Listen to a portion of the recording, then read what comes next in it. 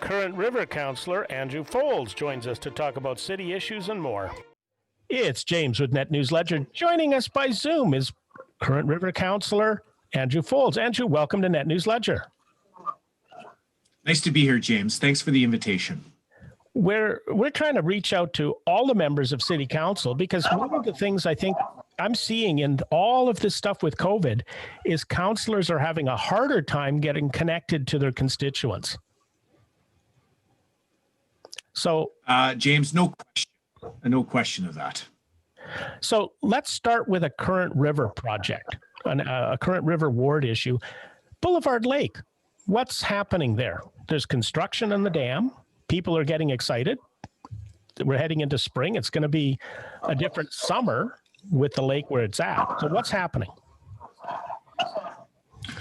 Well, James, actually, there's a lot happening not only on Boulevard Lake, but there's a lot happening up the Current River right to Centennial. You're going to see a lot of changes in that entire area. I have to be honest here. I probably shouldn't admit it, but I thought we were going to lose 2 summers of Boulevard Lake. And in fact, we only are going to be losing the one. So Boulevard Lake will be, up this summer. The dam won't be finished. In fact, you won't be able to walk across it. So we are losing 2 summers of walking across it. But I was told originally that the contractors were only going to be working in the summer. And these contractors are working their buns off. They have been working all year. I'm told they are ahead of schedule. The coffer dam has been taken down. And it looks to me, now I'm not an engineer, that they've done the structural work and it is looking fantastic. I suspect the work that has to happen over the next 6 months is largely, the automated sluice where the water will go through. And of course, the widened decking on the top, which will be wider, which was a big ask of everyone. And then you're actually going to see decorative railings along both sides. And what I think is super cool is that they're going to have embedded lighting that can be programmable. Oh, neat. So for example, last week was St. Patrick's Day. It could be green. We could have Christmas lights. We could have red for Valentine's Day. And so that's going to be an aspect. The other thing is most people are familiar with, I'm not swearing here, but the dam house, which is right beside them, will be taken down. Yeah, I've been seeing. And that's going to be a viewing platform for people. And you're going to have this fantastic vista of Boulevard Lake and of Lake Superior. Excellent. Now, right beside all of this, we didn't get this done last year, unfortunately, but we're having brand new tennis courts and brand new pickleball courts, which are going to be built just across from the dam and across the street from St. Ignatius. This year, I was lucky enough to get $50,000 added to the budget so that the Kayak and Canoe Club can start building some new docks for their infrastructure. And so not only will the Kayak and Canoe Club be able to use those, but these will totally be accessible to the public. And when I say accessible, not only like accessible in terms of the new legislation, but when the Kayak and Canoe Club is not there, people will be able to use these docks to fish off of, swim off of, and all that kind of thing. As we move up the river, we've done a lot of debris removal. I actually would have liked a little bit more, to be honest with you. I'm hoping that the North Beaches are a little more swimmable, a little safer. Yes. We move up the Current River, we're going to have a brand new $700,000 play structure in Centennial Park with shade structures and accessory play structures. It's going to have a wood theme to it. It had a huge amount of community input. I'm so excited about that. And then, of course, the Black Sheep, which is the mountain bike club, they have been doing like unbelievable work up in Shunya Mines to develop those trails. They've had a little bit of seed money from the city. They were able to access some other grants. And they are, I think, north of $800,000 worth of trail development, including staging off of Balsam Street. So, you're going to see a lot of changes in the area. Like, I'm just really stoked about it. I'm really looking forward to what this urban park, this urban green space can be. And certainly, James, during this pandemic, when really the only safe places to be outside, I've really been inspired by how full the parking lots are. People are out with their kids. Yes. People are sliding down in Centennial. They're hiking, they're snowshoeing, they're skiing, they're fat tire biking. It's the cross country. There's a couple of guys, a couple of people that are breaking trail all around Boulevard Lake. You seeing skiers out on the lake. It's awesome. I have to tell you that I agree totally, because what I remember taking the grandkids on the bikes up to Centennial Park, and that was a beautiful place to go, but it was a horrible playground because it was well past its prime. Yeah, I mean, I remember playing on that play structure when I was a kid and loving it. To be honest with you, James, there were people that were upset that it was taking it down because I think of the nostalgia. And unfortunately, I'm not blaming anybody, but we got to a point where we had to take it down. So there's been a bit of lag between taking it down and getting this new structure up. And there's a number of factors. And again, it's easy to blame and it's easy to get angry. I'm just so enthusiastic about what it's going to be. And I'm so looking forward to, maybe someday I'll be able to bring my grandkids there. Now, I'm going to pivot off a little bit on you here. The vote on Monday night on the indoor turf facility was ratified not to accept the tender. What happens now for the soccer, the 8,000 people in Thunder Bay who play soccer? What's next? Well, it's not only the 8 to 12,000 people who play soccer, it's the hundreds, if not thousands of people that play baseball, that play football, that play cricket, that play ultimate frisbee. The hundreds and thousands of seniors that need a warm place to walk in the winter. It's, the tournaments that we won't be hosting, and it goes on and on and on. Your question is a very good one. And for me to sit here and say that I absolutely know, I would be intellectually dishonest with you, and I don't want to do that. In terms of procedure, council has a ratified decision to build a permanent structure at Chapels. Okay. That decision is still on the books. Clearly from the debate, council is not prepared to spend that level of money at this time in that place. So what happens now?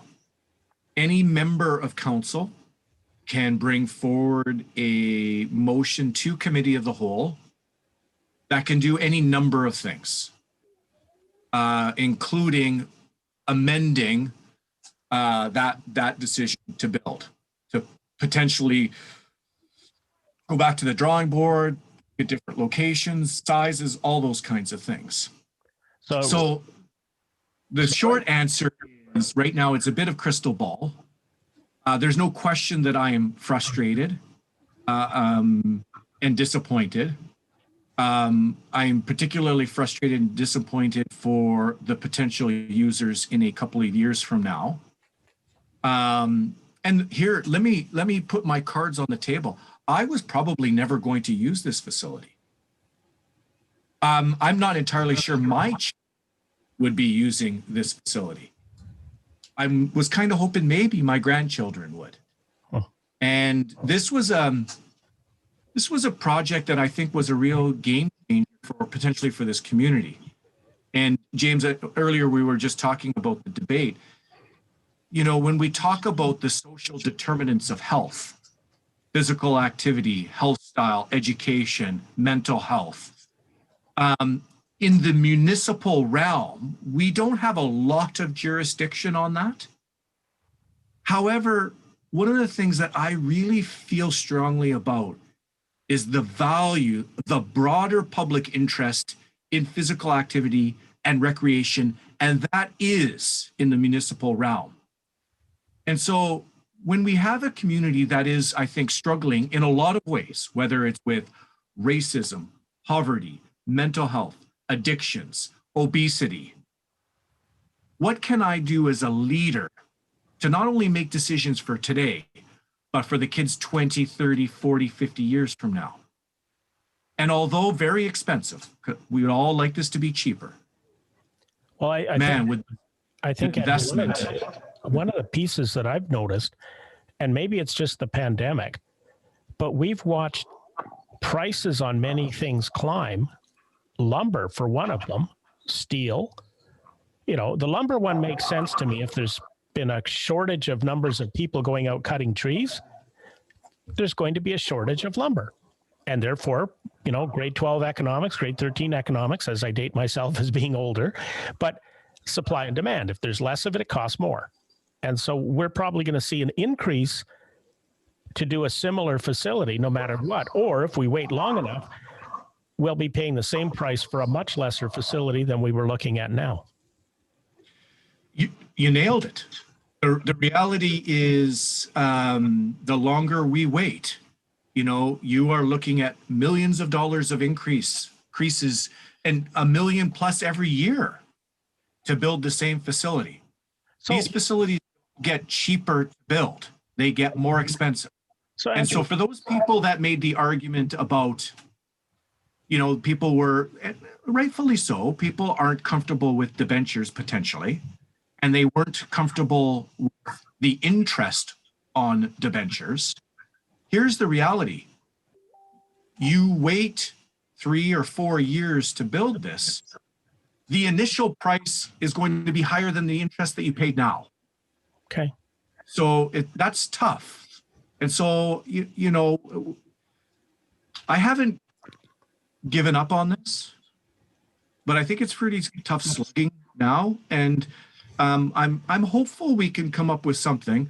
I hope we can come up with something that meets the need of the 15 stakeholder user group that we're going to take advantage of it.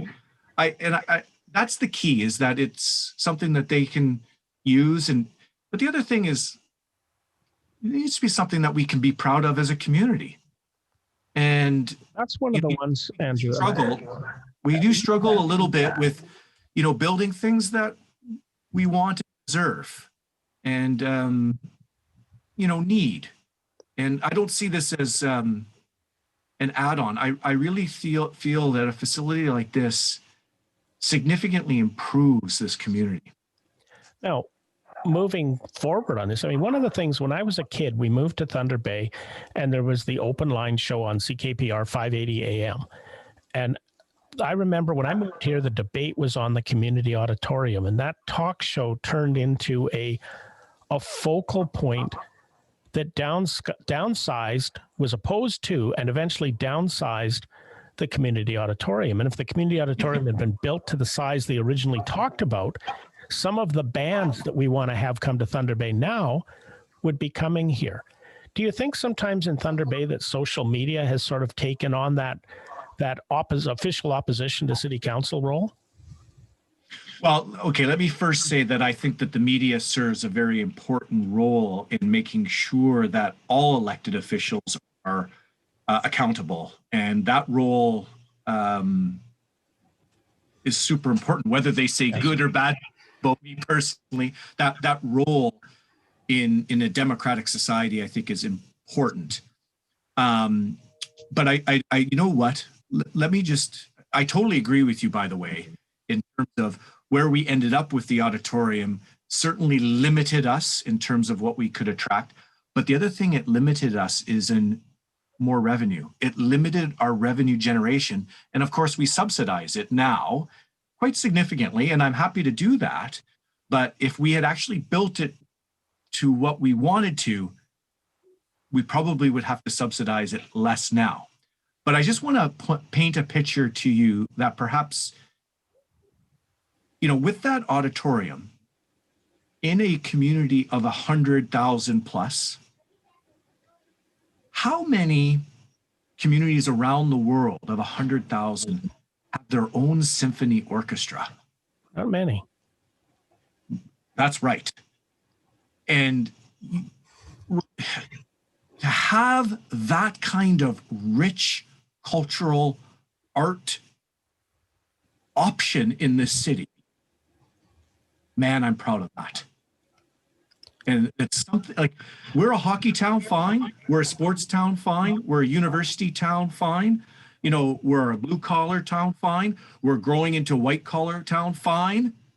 But don't we want to be fully well-rounded? And that arts and culture piece, that's important too. One of the squares on the checkerboard. It's, it's about, the evolution, the maturity of this city. And, when it comes to things like that, I'm okay with punching above my weight class. I agree with you. I think we try that, but really the question I was asking was not on the media, because, one of the things I think in the local media, we will go after the issue, not the person. And social media, often it's the person, not the issue, I find. It can be a very harsh environment. There's no question of that. So yes, and sometimes, let me be very, very personal. Sometimes it's very difficult for me to read what some people are saying about me. It's difficult, and I think you try to not make it personal, but sometimes it's difficult. But I do have to say that at times I find it not at times, often I find it very, very useful. And I'll give you an example. There is in my ward a Facebook page called the Current River Neighborhood. And I do get notifications, and I do read a lot of the commentary, and it's super interesting. Like, people will post everything from, I lost my cat to, there's someone breaking into cars on Hodder Avenue, as just an example. But it's really kind of interesting. And so the key word is neighborhood. There's a lot of people taking care of each other. Yes. But about 18 months ago, I was monitoring it, and I certainly noticed the narrative around criminal activity was increasing, and people's concern about criminal activity was increasing. And there was some very, very aggressive and tough talk on it. What was great is there was an individual that reached out to me and said, "Have you been seeing this?" And I said, "Yes." And we talked through, and we came up with a plan in the COVID times. And we started having COVID-safe little block parties where neighbors start meeting neighbors and taking care, looking after each other. And we actually brought some city staff, and we brought some resources about, non-emergency phone numbers. If you have this, call this. It started off really well, and I'm hoping this summer we can maybe do some more of that. But there was a real benefit of something that emerged from social media. So I agree with you. There's some very harsh, unfettered stuff that goes on, but there's also some very good stuff. And you know what, James? It's March 2021. We're over a year through something that you couldn't make up. And the stress levels and anxiety and fear out there are real. People have lost jobs. Families are stressed out. I think now more than ever, we have to actually show our empathy for each other. We have to let our human spirit soar. We have to love each other more. We have to get out of the mud of blame and hate and fear. Yes. And we have to work hard to love and empathize and be compassionate more than ever right now, because that is the way up, and that is the way through this darkness that we've experienced in the last year. Andrew, when you think about what happened the last pandemic, the Spanish flu. Nobody had phones. The first radio station in Canada came in 1925 in Montreal.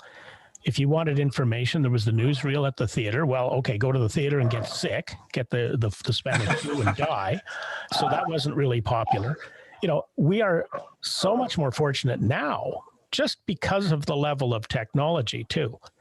And I think we can wrap over. I'm going to just ask you, any messages or how do people in the current River Ward or across the city for that matter, who want to get a hold of you, how do they do it? Yeah, I mean, I love hearing from people. And even those who disagree with me, I love hearing those points of view. So my office number, 766-9914. I have to be honest, though, people are phoning less. People are reaching out to me on Instagram and Facebook. People send me emails regularly. And frankly, because, these things here, as I hold this up, I mean, these things are ubiquitous, right? Everybody has them. I have it all the time. The quickest way to get a hold of me, andrew.foulds@thunderbay.ca. Send me a message. Even if you don't want a response, you just want your opinion on something. I do read all of my emails. I do read them. And so my message to not only the people of Current River, but the citizens of Thunder Bay is simply this. The last year you cannot make up. There is no question that it has been dark. But I want all of you to know that it has been darker for some than others. It has been more difficult for some than others.